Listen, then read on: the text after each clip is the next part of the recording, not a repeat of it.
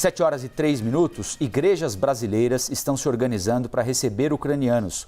Um grupo de 300 pessoas chegou na semana passada ao país para receber apoio por aqui. Um dos envolvidos nessa ação é o pastor Elias Dantas, que vai conversar com a gente ao vivo aqui no Novo Dia da CNN Brasil. Pastor, bom dia, muito obrigado pela atenção aqui com a CNN. O prazer é meu. Pastor, queria que o senhor dissesse para a gente, para quem está nos acompanhando, como é que funciona a organização entre as diversas igrejas que fazem esse atendimento e que tipo de atendimento vocês conseguem oferecer a esses ucranianos que chegam aqui ao Brasil fugindo da guerra? Esse é um movimento liderado pelo Global Kingdom Partnerships Network, que é uma rede mundial de liderança de pessoas estratégicas, pastores de igreja, são muitas igrejas, mais de 100 mil, em 108 países, e com o desejo de amar as outras pessoas, de cuidar delas. E quando a guerra acontece, como aconteceu na Síria e em outros lugares, e tivemos muita atividade lá, e aqui na Ucrânia, no caso particular da Ucrânia, a gente se mobiliza para as igrejas cuidarem dos refugiados. Então, ela envolve a seleção dos refugiados lá na Ucrânia, nós temos 6 centros lá mexendo em toda essa parte de entrada, é a porta de entrada, o relocar até o local onde elas escolhem ir, porque tem uma lista grande de países, as que vêm aqui vêm porque querem vir para o Brasil, e aqui ao chegar as igrejas provêm uma casa para a pessoa, não é compartilhada não, a casa separada, comida, hospedagem geral com vestimentas e saúde, educação para as crianças, cursos de português para os pais e eventualmente o trabalho para os pais.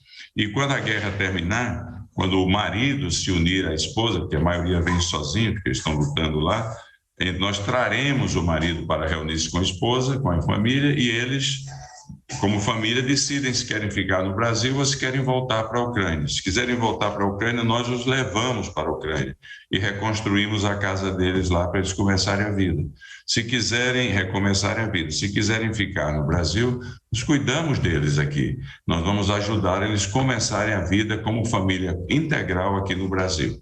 É um programa holístico que envolve mais ou menos 2.500 famílias e 2.000 órfãos, que esses órfãos já estão na Polônia, já saíram em 4 trens para a Polônia e estão sendo cuidados lá.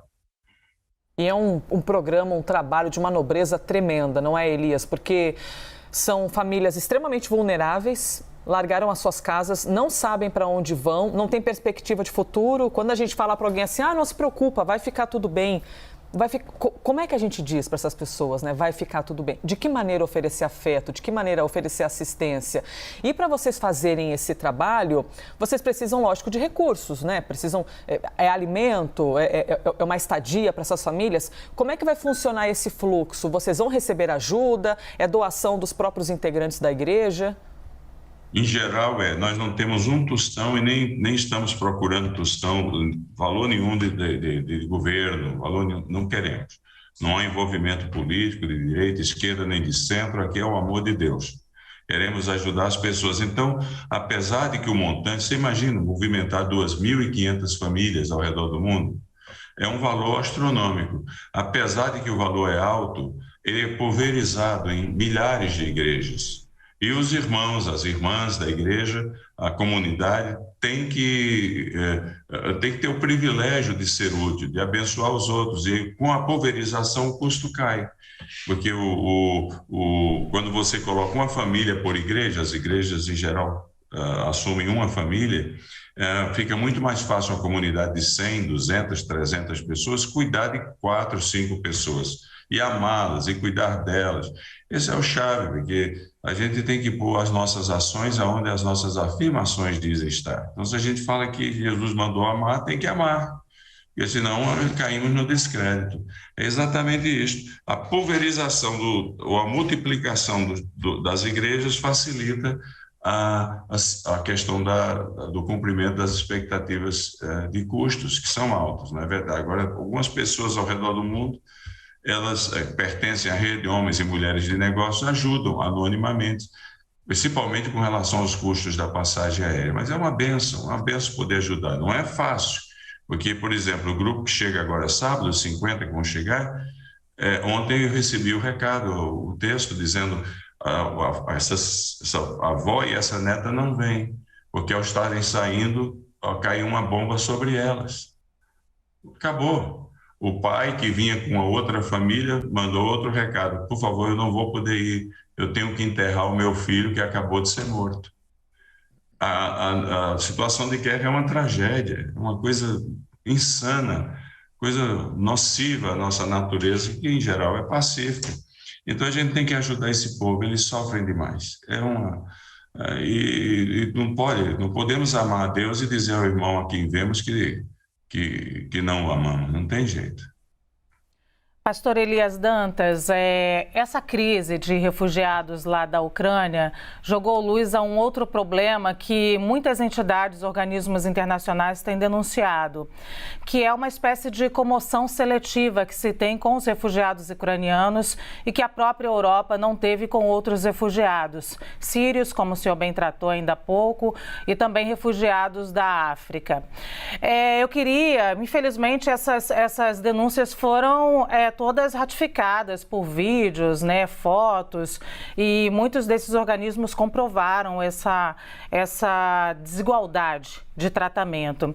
Eu queria que o senhor nos ajudasse, já com a sua experiência aqui de receber outros refugiados, se há realmente dificuldade de conseguir ajuda, por exemplo, no caso do Brasil, quando os refugiados são haitianos, venezuelanos, se a comoção é diferente mesmo, ou se o senhor não vê essa desigualdade?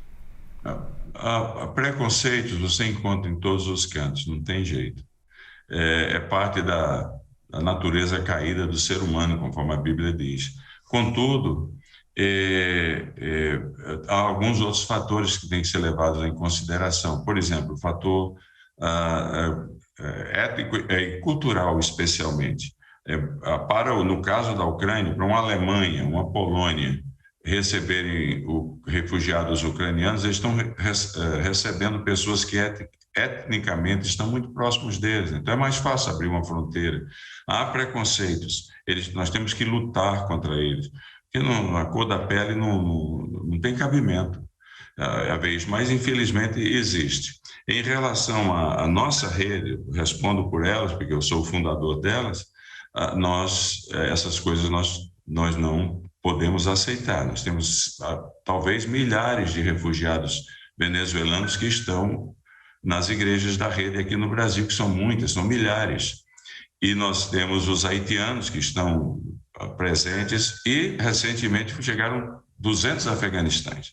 Hoje mesmo, onde eu estou aqui, em Guarapuava, na igreja da rede, estamos aqui com os refugiados, chegam 3 famílias afeganistãs que a igreja que está recebendo, a comunidade de vida que está recebendo os 29 que já chegaram, vai continuar amando, já alugou casa para eles, já está tudo certo, eles já vão estar aqui 3 famílias de refugiados afegãos. A gente tem que lutar contra os preconceitos que são naturais dentro da gente.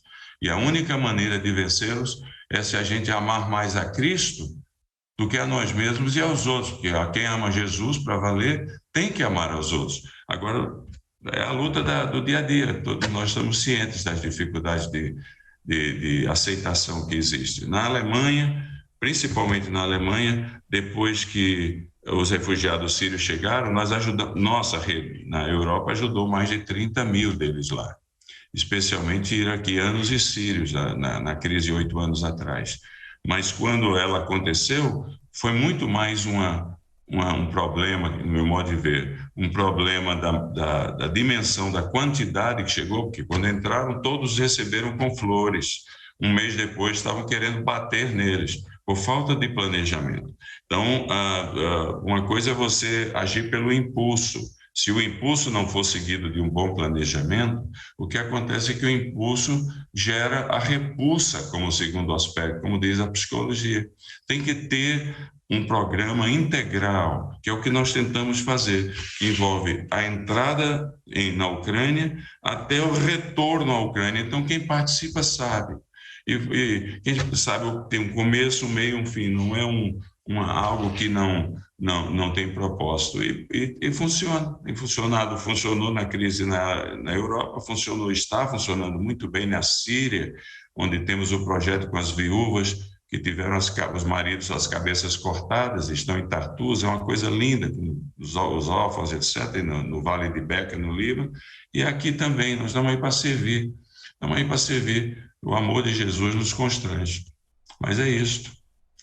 Nós conversamos com o pastor Elias Dantas. Pastor, muito obrigado pela entrevista aqui para a CNN. Um bom trabalho ao senhor e até uma próxima. Sempre à disposição e Deus abençoe o dia de vocês. Obrigado. Obrigada. Parabéns pelo trabalho. Obrigada. Bom dia. Até mais.